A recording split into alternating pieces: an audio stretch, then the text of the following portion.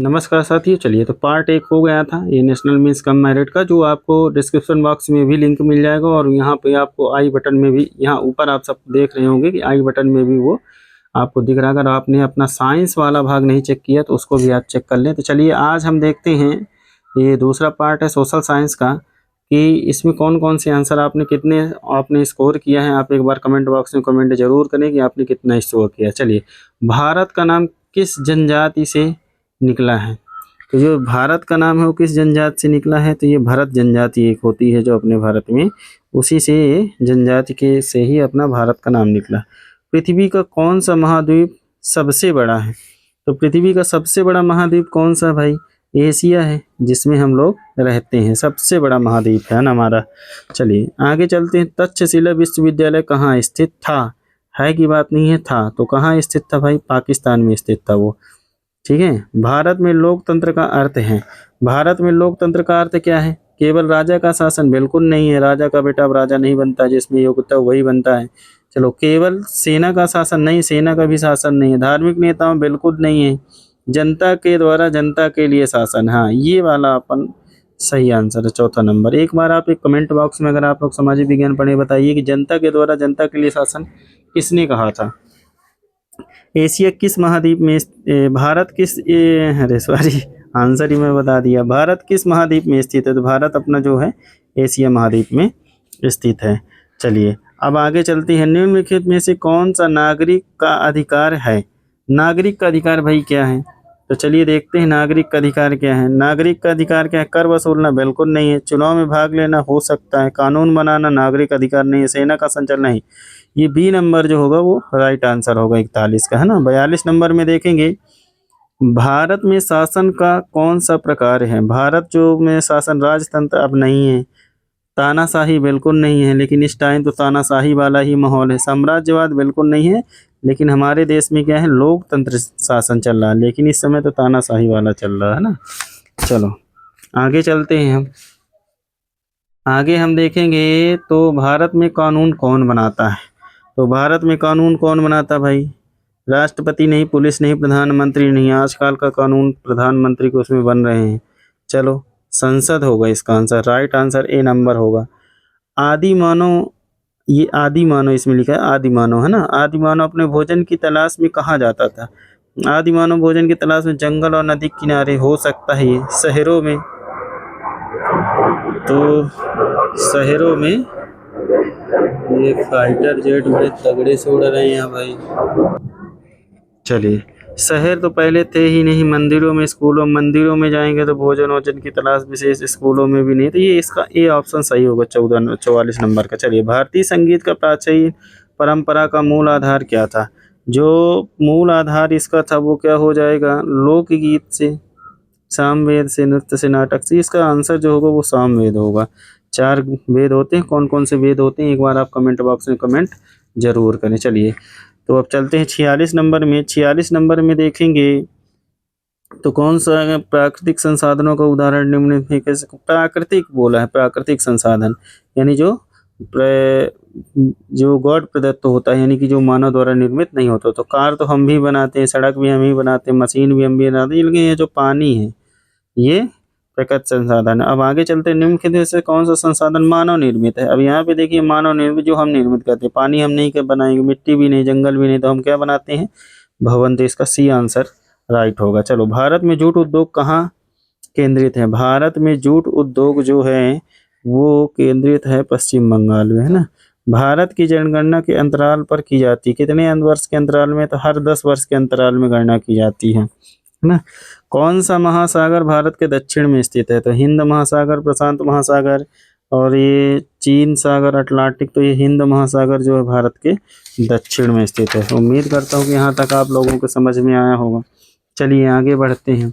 आगे जो है, आगे प्रश्न है 51 नंबर। सिंधु नदी के किनारे कौन सा प्राचीन सभ्यता विकसित हुई है? तो कौन सी हुई है? हड़प्पा। सिंधु नदी किरण हड़प्पा, आपने सामाजिक विज्ञान में पढ़ा होगा। इतिहास शब्द किस भाषा से लिया गया है? जो इतिहास है वो शब्द किससे लिया गया? संस्कृत, जो हमारी सबसे प्राचीन भाषा है, उसी से इतिहास शब्द भी लिया गया। नालंदा और तक्षशिला किसके लिए प्रसिद्ध थे? नालंदा और तक्षशिला व्यापार युद्ध उत्सव बिल्कुल नहीं, ये शिक्षा के लिए प्रसिद्ध थे। काहे के लिए प्रसिद्ध थे? शिक्षा के लिए प्रसिद्ध थे। 54 नंबर में चलते हैं कि भारत की शास्त्रीय भाषा कौन सी है? भारत की देखो सबसे जो फेमस भाषा वो दो हैं, एक तमिल हो सकती है और संस्कृत हमारी जो सबसे फेमस संस्कृत। इसका ऑप्शन क्या होगा? ए नंबर सही माना है।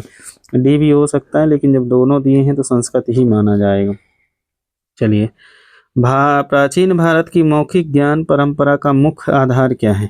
प्राचीन भारत की मौखिक ज्ञान का ये वेद और उपनिषद इसका राइट आंसर होगा।